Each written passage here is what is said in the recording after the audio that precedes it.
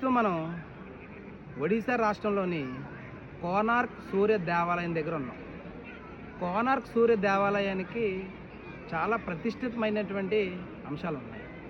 ఈ ఆలయాన్ని తూర్పు గంగా వంశానికి చెందినటువంటి నరసింహదేవుడు 1236 నుంచి 1264 కాలంలో దీనిని 12,000 కార్మికులతో 1200 సంవత్సరాల పాటు చెక్కించారు. ఈ యొక్క ఆలయం ఇటేపు 12 చక్రాలు, అటేపు 12 చక్రాలు అలంకృత చక్రాలతో నిర్మించబడి 12 మాసాలు 12 చక్రాలు, 12 రాసులు 12 చక్రాలు, 24 చక్రాలతో 7 బలమైనటువంటి గుర్రాలు ఈ రథాన్ని లాగుతున్నటువంటి ఆకారంలో ఈ ఆలయం నిర్మించబడడం జరిగింది.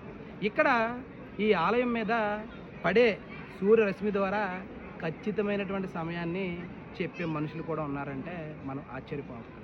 అలాగే పురాణ గాథల్లో తీసుకుంటే శ్రీకృష్ణ పరమాత్మైనటువంటి కొడుకు సాంబుడు శాపగ్రస్తుడై కుష్ఠరోగానికి బారి పడిపోతే కోనార్క్ సూర్య దేవాలయం దగ్గరలోనే ఆయన తపస్సు చేస్తే ఒక సూర్య దేవాలయ విగ్రహం కనబడింది. ఆ విగ్రహాన్ని తీసుకొచ్చి ఇక్కడ ప్రతిష్ఠించడం జరిగింది కూడా అని చెప్తారు. ఏదేమైనప్పటికీ ఈ ఆలయంలో అంతు చిక్కినటువంటి ఎన్నో అంశాలు ఉన్నాయి.